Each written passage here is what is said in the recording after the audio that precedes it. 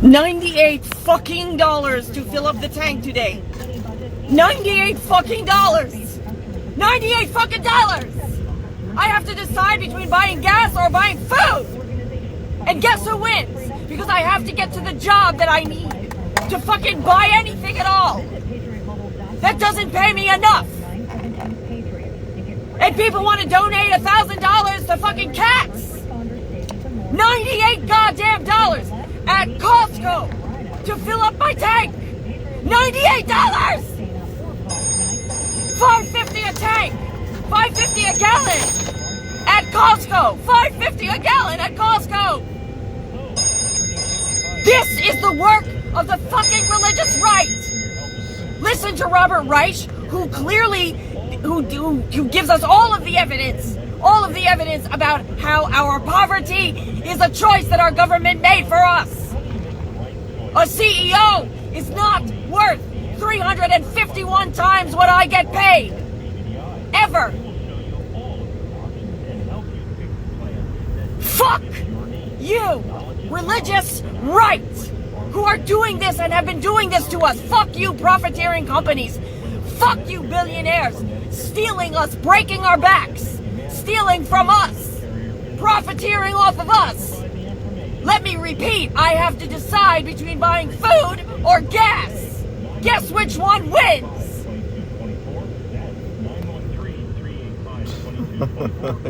You might fucking this. Hey, Shalom, Akim, Shalom. First thing and foremost, I want to give all praises and glory and honor to this dude. To Yahweh, Shimi, Yahweh, Shai, Bashim, Kakadash. Double honor to the apostles and elders of great millstone. Blessings and salutations to the hopeful elect. Slakia, actually in his work truck right now, so I got to kind of make this brief.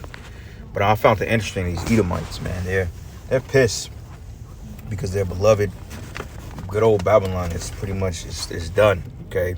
This Edomite woman's throwing a tirade about whether paying for gas or buying food. And, you know, I mentioned that in a couple of lessons I did, that people are going to have to decipher or decide on whether they want to buy gas or groceries, man. And it's to the point people ain't just going to be going to work just to put gas in their car. They're going to start walking away from these jobs, okay, because things are expensive.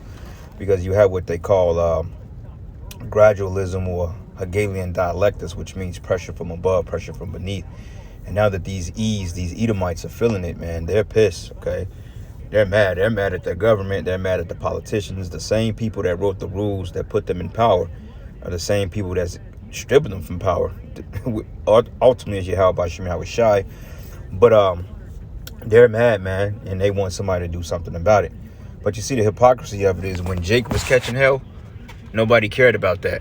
You know, nobody cared about when Jake was on a down spiral in straits and dire straits. Nobody really cared to even think about helping Jake out. And it's still like that to this day, you know. But yet Esau can make a tantrum or cry about shit, and then all of a sudden, you know, everybody got to come and rescue him. Well, no, that's not going to be the case no more, man, because you Edomites, you getting ready to go out on a whim. And what's going to happen is that these people, they're going to start rioting, fighting one another, stealing from one another, because Edomite on Edomite crime is highly probable at this point, you see. So I just found it funny. Hey, you reap what you sow, man, because the scriptures say that curses should be upon you. So out of all the wickedness and evil you've reaped as a nation, it's coming back on you, man, because, hey, you stole for our people. You stole us. You put us in captivity. You didn't pay. We're still in slavery under you today. Okay, we're still catching hell under your rulership. Okay, we still are the first fired, last hired. We're taxed more. We're charged high rents. Okay, we're entered into higher tax brackets to keep us poor and to keep you above. But now, you know what it's like to be called a nigga. Okay, they said everybody want to be a nigga till it's time to be a real nigga. Okay, and you Edomites, man, you are the new niggas, because hey, you got some Jakes out here that's doing fairly well. Okay, that's still managing, paying bills and stuff like that, which bills are wicked. But still, regardless of that, you got a lot of Jakes out here that's doing a lot better than these Edomites, man. And hey, Esau, he feels it. He don't like that one bit. All right, he don't like it one bit, and it's gonna cause him to come after a lot of you Israelites out there, man. Because why? Because hey, they feel like, how the hell can you eat off the pot if they're not? Okay. So this is prophecy, man, and it ain't getting it. Hey, it's gonna get a lot worse for you people before it get a lot better. And you know what? The thing of it is, It ain't gonna get better for you Edomites. So I redact on that statement. It's gonna get worse. The goodest has ever been for you Edomites will be this rulership. So it's downhill from there. Okay. So the brother, man, God serving Yahweh Shai, Isaiah 48:22, it says, "There's no peace, says the Lord, unto the wicked." Right, and the so-called white man, according to the Bible, is the wicked. Okay, 2/3 of our people are considered the wicked as well, but Esau, Edom is the wicked. Okay, and you can read about that in Malachi, the 1st chapter. Okay, and yes, she's mad. She's pissed off, man. Okay, and the brothers type some good precepts. Deuteronomy 30:7, it says, "And Yahweh thy power will put all these curses upon thy enemies, and on them that hate thee, which persecuted thee." Right. So the fact that you persecuted us, now you're going to be righteously persecuted by Yahweh Bashim Yahweh Shai, the angels and the righteous men of the Lord. Because ultimately what we're doing out there on the highways, we're reading your judgment. And as we're speaking these things into existence, we're speaking the prophecies into existence, you people are falling. Okay, like the biggest threat is the truth, man. Us teaching the word. We don't need any guns. We don't need any type of contraband. No guns, none of that stuff. We got the word of the Heavenly Father, and we're going to let him take over from there. Because you got other guys out there that's, beating up sodomites and carrying freaking rifles to camp. All that stuff, that's not even necessary, man. That's just totally stupidity. Because you're making yourself a target, man. And you're causing the men in the brotherhood, righteous men, to become targets. And that's an offense, okay? And what happens if you offend one of the little ones? There's going to be impending judgment on you, you see? But nonetheless, man, reading again, it says, "And the Lord thy power will put all these curses upon thy enemies," which prove that we have enemies. Okay, the so-called Negro, Hispanic, and Native American, yes, we have enemies. Okay, in the form of these other nations, starting with Esau, Edom. Okay, the chief house of Esau being Amalek. We have enemies, man, and all you jakes that don't see it, hey, you're gonna get caught off guard out there because you want to believe that this man is your friend. This woman is ready to lose it, man, and just think if she's married. Her husband feels the same way. And these type of people, they got guns, man. I mean, they have weapons. Don't think she ain't. Don't think she's not she's not a stranger of shooting a weapon or busting a thing. She know what she's doing with it, and she's furious.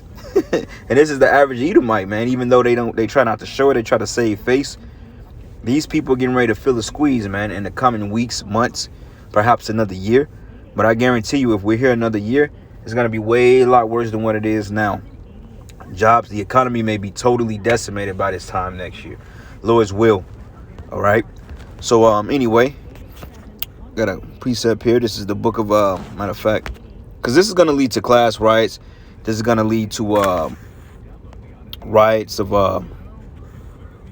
the middle class, the lower class, which is there's no more middle class. Okay, you got the lower middle class and you got the poor, which the lower middle class is considered the poor, and you got the upper class. So what they're going to do, they're going to try to find politicians, judges, lawyers, okay, rich businessmen. Like he said, a CEO shouldn't be worth 350 times more than she is. Now, I agree with that, man, to a degree. I mean, honestly, it's not really right for an Edomite with a suit and tie to be sitting up here making freaking $25 million a year just sitting behind a desk, not doing anything, on vacation, playing golf, while he's paying his workers $17, $18 an hour. I mean, that's totally just straight up slavery. You make a $25 million on a $1 billion company, and the most you can afford to pay your employees is $18 an hour. Okay, no, man, if you making that much money, billions a year, every last one of your employees should be taking home at least a half a meal, and that's entry level, or a quarter meal, entry level. Okay, so that's 250 right there. All right, and even then, a half.